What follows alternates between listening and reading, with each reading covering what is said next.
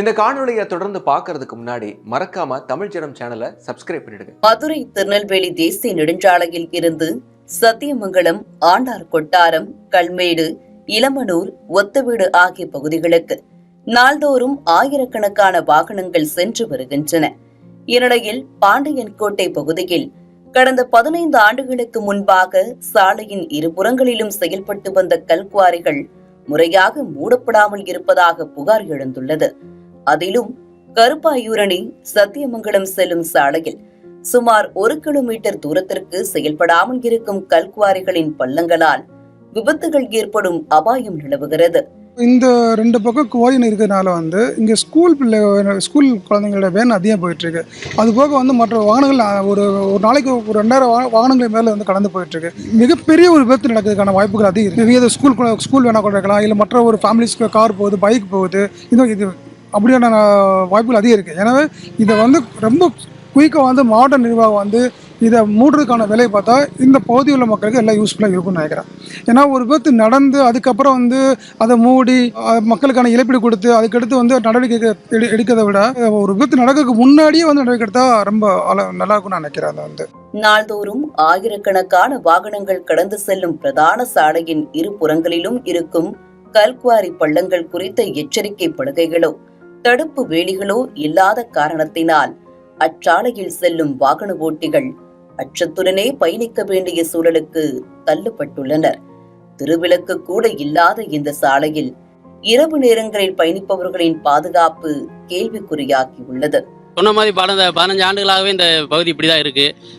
ஏதோ விடப்பட்ட பகுதி போல இருக்கு. இதில் என்ன எங்களுக்கு சின்ன சின்ன இடையூறு வருதுன்னா, மழை காலங்களில் பார்த்தீங்கன்னா தண்ணி நிறையா வந்துடுது. பள்ளி லீவில் சிறுவர்கள் விழுந்து மரணங்கள் ஏற்படுகிறது இந்த பள்ளங்களால். அதே போல் பார்த்தீங்கன்னா இந்த புதுசாக வர வாகன ஓட்டிகள் இதோட ஆழங்களை தெரியாமல் அப்படியே கை கால் கழுவுறேன் அந்த மாதிரி விழுந்து இறந்து போயிடுறாங்க. மக்களையும் இந்த ஆதரவோடு நாங்கள் போராட்டம்லாம் பண்ணியிருக்கோம். அந்த மாதிரி தொடர்ந்து இருக்குது. இது மாதிரி நாங்கள் தொடர்ந்து மாவட்ட நிர்வாகத்துக்கிட்ட மனு கொடுத்த மணியே தான் இருக்கோம். என்னன்னு தெரியல, இந்த பகுதியை கண்டுகொள்கிற மாதிரி யாரும் தெரியல. முன்னே சொன்ன மாதிரி போன வாரமோட ஒரு பள்ளி வேன் இதுக்குள்ளே விழுந்து ஒரு பெரிய அசம்பாவிதம் தடுக்கப்பட்டிருக்கு. அதனால் இந்த இதை எங்களுக்கு நிரந்தரமாக இதுக்கு ஒரு தடுப்பு வேலி அனுப்பி இது வச்சு கொடுத்தாங்கன்னா இந்த ஏரியா மக்களுக்கு ஒரு சிறு பாதுகாப்பாக இருக்கணும். இல்லாட்டினா இந்த இதை நிரந்தரமாக மூடுறதுக்கு மாவட்ட நிர்வாகம் ஏதாச்சும் நடவடிக்கை எடுக்கணும். வாகனங்கள் அவ்வப்போது விபத்திற்குள்ளாவதோடு மேய்ச்சலுக்காக செல்லும் கால்நடைகளும் குவாரிகளின் பள்ளங்களில் விழுந்து உயிரிழந்து விடுவதாகவும் அப்பகுதி மக்கள் புகார் தெரிவிக்கின்றனர். கடந்த 15 ஆண்டுகளில் மட்டும் 15க்கும் அதிகமானோர் இப்பள்ளங்களில் விழுந்து உயிரிழந்திருப்பதாகவும் தகவல் வெளியாகி உள்ளது.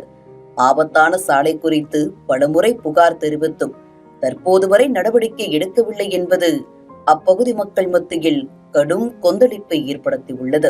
மதுரை மாவட்டத்தில் தமிழ்நாடு முழுக்குமே கல்குவாரிகள் விதிமுறைகளை மீறி தான் அனுமதி இங்கே கொடுக்கப்படுது. இந்த எந்த விதியுமே அரசு துறையினர் கவனிக்கப்படவே மாட்டேங்கிறாங்க. இங்கே கல்குவாரி கொடுக்கும் போதும் விதிகளை மீறி தான் கொடுக்குறாங்க. அதில் விபத்துகள் ஏற்பட்டால் மட்டும் நிலச்சரிவோ மண் சரிவோ இல்லை ஏதோ ஒரு விபத்துகள் ஏற்பட்டால் மட்டும்தான் இங்கே இருக்க அதிகாரிகளை ஆய்வுக்கு போகிறாங்க. இப்போ அதே மாதிரி விபத்துகள் பள்ளி வாகனம் போகுது, ரோட்டு சாலையோரத்தில் இருக்குது. விபத்துகள் ஆனதுக்கப்புறம் நம்ம அரசு என்ன செய்யும் அப்படின்னா, இந்த மாதிரி வேலி அமைக்கணும், ஒரு 4 நாளைக்கு பெரிய செய்தியாக உருவாகிட்டு அப்படியே மறந்துடும். அவ்வளோதான். ஒரு தடவை விபத்துகள் ஆனால் மட்டும்தான் அந்த துறை நடவடிக்கை எடுக்கும். குவாரிகள் அமைக்க அனுமதிக்கப்படும் போது பின்பற்ற வேண்டிய விதிமுறைகளை அரசே மீறியிருப்பதாக புகார் எழுந்துள்ளது. பெரும் விபத்து அரங்கேறும் முன்பாகவே முன்னெச்சரிக்கை நடவடிக்கை எடுக்க வேண்டும் என பொதுமக்கள் கோரிக்கை விடுத்துள்ளனர். தமிழ் ஜனம் செய்திகளுக்காக ஒளிப்பதிவாளர் தினேஷ்குமாருடன் மதுரை செய்தியாளர் நாகேந்திரன். மேலும் இது போன்ற பல்வேறு சுவாரஸ்யமான தகவல்களை தெரிஞ்சுக்கிறதுக்கும் தமிழ் ஜனம் சேனலை மறக்காம சப்ஸ்கிரைப் பண்ணிக்கோங்க.